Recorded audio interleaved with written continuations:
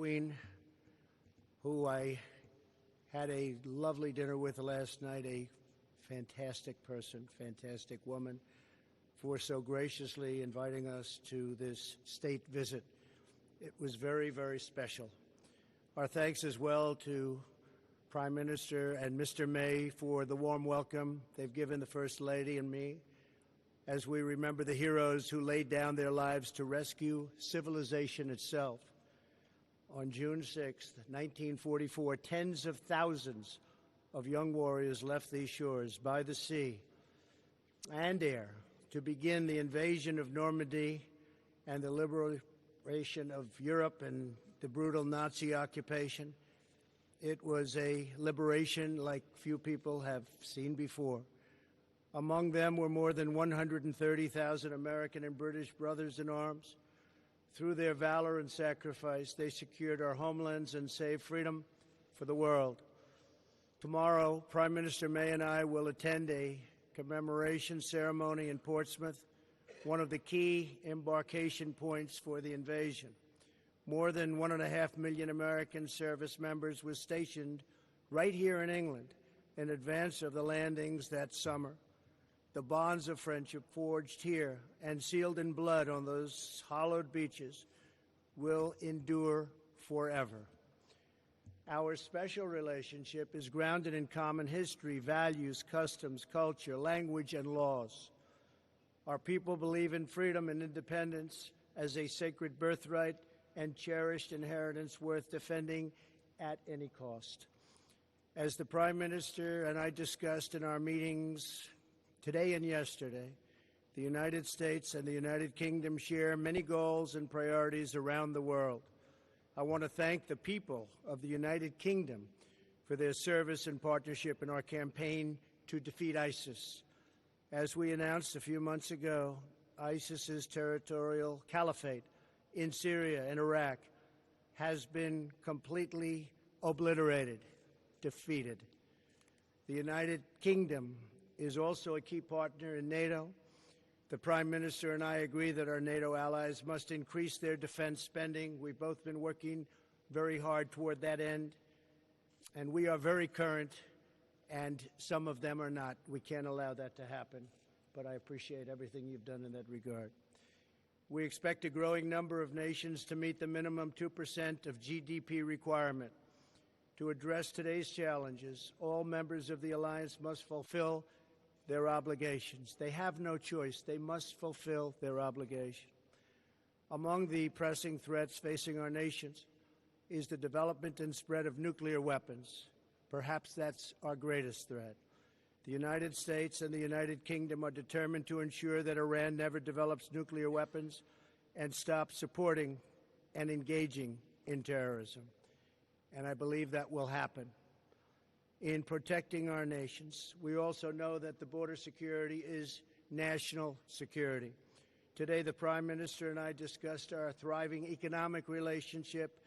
Both countries are doing very well, and participated in a roundtable with industry and business leaders. I can say probably the biggest business leaders anywhere in the world. Our nations have more than $1 trillion invested in each other's economics. The United Kingdom is America's largest foreign investor and our largest European export market. That's a lot of importance. As the UK makes preparations to exit the European Union, the United States is committed to a phenomenal trade deal between the U.S. and the UK. There is tremendous potential in that trade deal.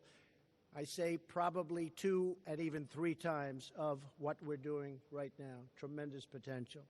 75 years ago this Thursday, courageous Americans and British patriots set out from this island toward history's most important battle. They stormed forward out of ships and airplanes, risking everything to defend our people and to ensure that the United States and Britain would forever remain sovereign and forever remain free. Following this press conference, Prime Minister May, Mr. May, the First Lady, my family and I will visit the legendary Churchill War Rooms beneath the streets of London. I look forward to that. In his famous speech on this day in June 1940, Prime Minister Churchill urged his countrymen to defend our island, whatever the cost may be. As we mark this solemn anniversary of D-Day, we remember that the defense of our nations does not begin on the battlefield, but within the heart of every patriot. Today, let us renew our pledge, engraved at the American Cemetery in Normandy and inscribed by President Dwight Eisenhower in St. Paul's Cathedral, right here in London, that the cause for which they died shall live. Prime Minister May, it's been a true honor. I have greatly enjoyed working with you. You are a tremendous professional and a person that loves your country dearly. Thank you very much. Really an honor. Thank you for the invitation to memorialize our fallen heroes and for your partnership in protecting and advancing the extraordinary alliance between the American and the British people. It's the greatest alliance the world has ever known. Thank you, Prime Minister. Thank you. Thank you. Thank you very much.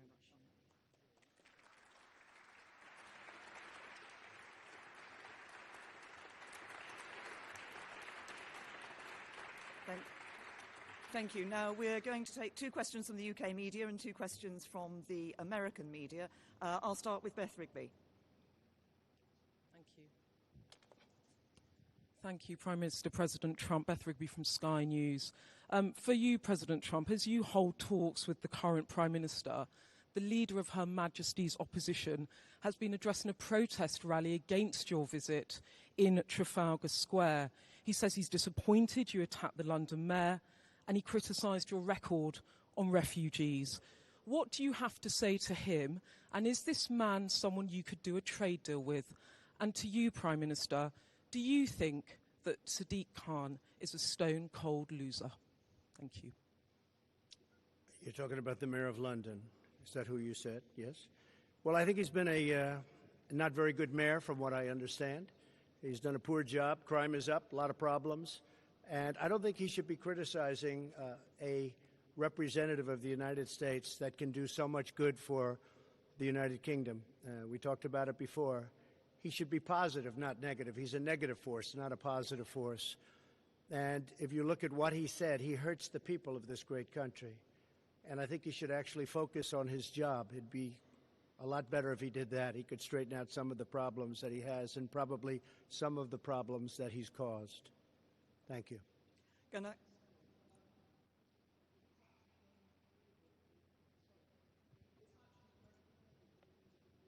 Sure, yes. He wanted to meet with me, and I told him no. Yes. Well, I don't know Jeremy Corbyn. Never met him. Never spoke to him. He wanted to meet today or tomorrow, and I decided that I would not do that. I think that he is, from where I come from, somewhat of a negative force. I think that people should look to do things correctly as opposed to criticize. I really don't like critics as much as I like and respect people that get things done. So I've decided not to meet. As far as the protests, I have to tell you, because I commented on it yesterday, we left the Prime Minister, the Queen, the royal family. There were thousands of people on the streets cheering. And even coming over today, there were thousands of people cheering. And then I heard that there were protests. I said, where are the protests? I don't see any protests. I did see a small protest today when I came, very small. So a lot of it is fake news, I hate to say. But you saw the people waving the American flag, waving your flag. It was tremendous spirit and love. There was great love. It was an alliance. And I didn't see the protesters until just a little while ago, and it was a very, very small group of people put in for political reasons. So it was fake news. Thank you. And I would say to both the Mayor of London and to Jeremy Corbyn, the discussions that we have had today are about the future of this most important relationship between the US and the UK. As the President described it, the greatest alliance the world has seen. It is this deep, special relationship and partnership between the United States and the United Kingdom that ensures our safety and security, and the safety and security of others around the world too. And it is this relationship that helps to ensure there are jobs that employ people here in the UK and in the United States, that underpins our prosperity and our future. That is a relationship we should cherish. It is a relationship we should build on. It is a relationship we should be proud of. Mr. President, would you like to... Big, and this really is a very big and important alliance. And I think people should act positively toward it because it means so much for both countries. It means so much, and it's been so good. Steve Holland, yes, go ahead, Steve. Thank you, Mr. President. Thank you. Is that on? There. What is your current view on Brexit, sir? Should Britain leave the European Union if there is no agreement by October 31st? And for the Prime Minister, what would be the ramifications for the UK if there is not a deal? Well, I don't like to take positions in things that I'm not, really. I understand the issue very well. I really predicted what was going to happen. Some of you remember that prediction. It was a strong prediction made at a certain location on a development we were opening the day before it happened. And I thought it was going to happen because of immigration more than anything else, but probably it happens for a lot of reasons. But I would say, yeah, I would think that it will happen, and it probably should happen. This is a great, great country, and it wants its own identity. It wants to have its own borders. It wants to run its own affairs. This is a very, very special place, and I think it deserves a special place. And I thought maybe for that reason, and for others, but that reason it was going to happen. Yeah, I think it will happen. And I believe the Prime Minister's brought it to a very good point where something will take place in the not-too-distant future. I think she's done a very good job. I believe it would be good for the country, yes. And from my point of view, I believe it is important for us to deliver Brexit. We gave that choice to the British people. Parliament overwhelmingly gave the choice to the British people. We should now deliver on that choice. I continue to believe that actually it's in the best interests of the UK to leave the European Union in an orderly way with a deal. I think we have a good deal. Sadly, the Labour Party and other MPs have so far stopped us from delivering Brexit and that deal. But we will, but obviously this is an issue that is going to continue here in the UK. I think the important thing is we deliver Brexit, and once we're out of the European Union, we will be able to do what we've been talking about today and develop not just that free trade agreement, but a broader economic partnership into the future. If I could just follow up on a related matter. Mr. President, are you prepared to impose limits on intelligence sharing with Britain if they do not put in place some restrictions on Huawei?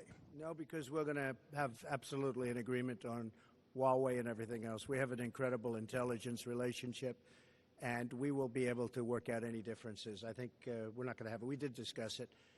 I see absolutely no limitations. We've never had limitations. This is a truly great ally and partner, and we'll have no problem with that. Okay? Francis. Mr. President, Francis Elliott from The Times. Do you agree with your ambassador that the entire economy needs to be on the table in a future trade talk, a trade deal, including the NHS? And Prime Minister, are you tempted to take the Prime Minister President up at his word and stick around for a bit until the trade deal is done? I think we're going to have a great trade deal, yes. I think we're going to have a great and very comprehensive trade deal.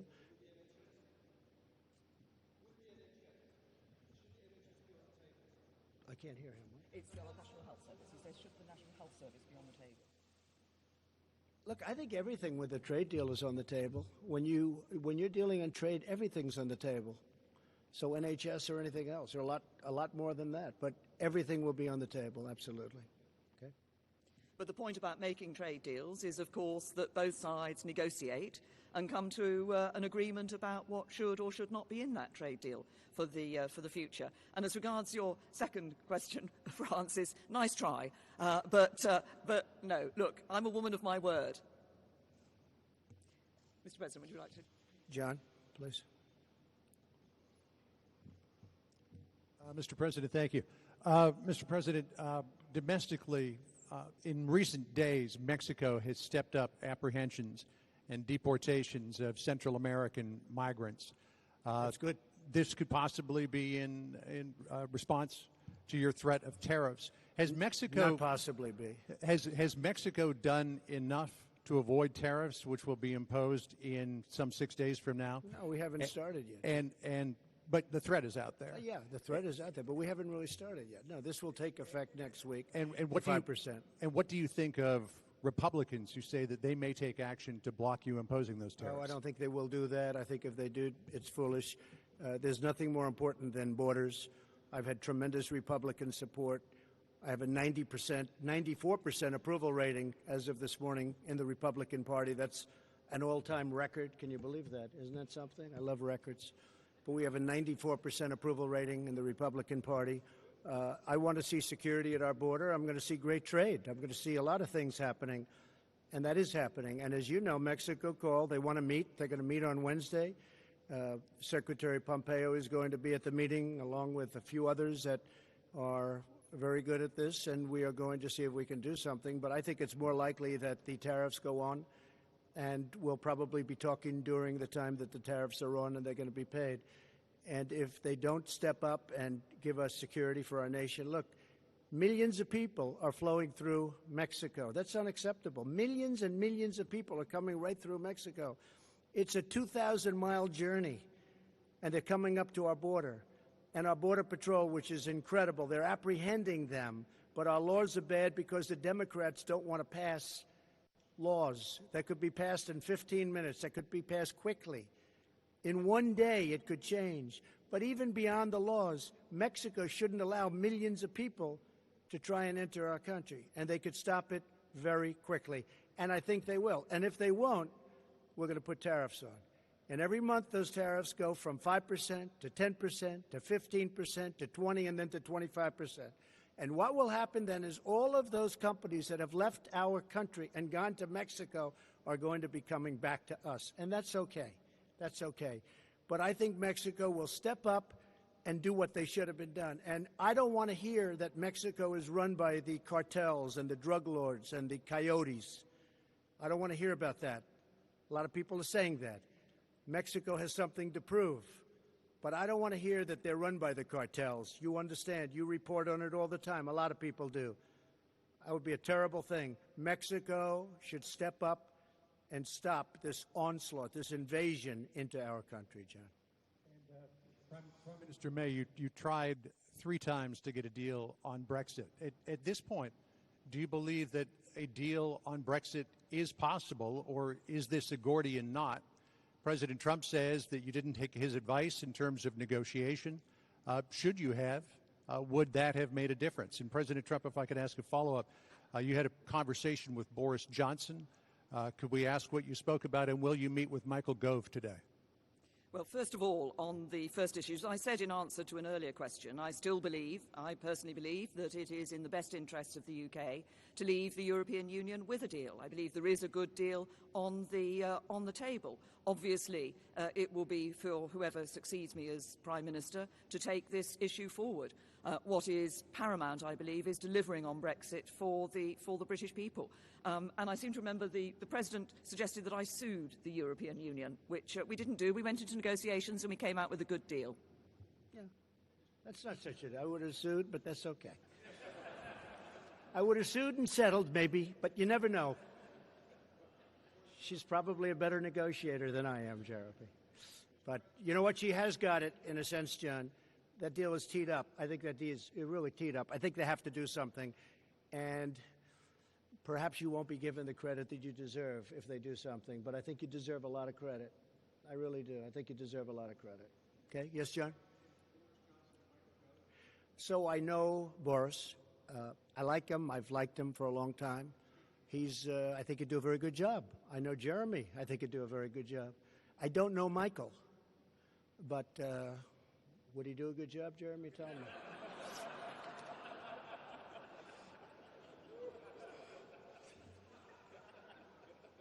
Okay? Good. Thank you very much, everybody. Thank you. Thank you very much.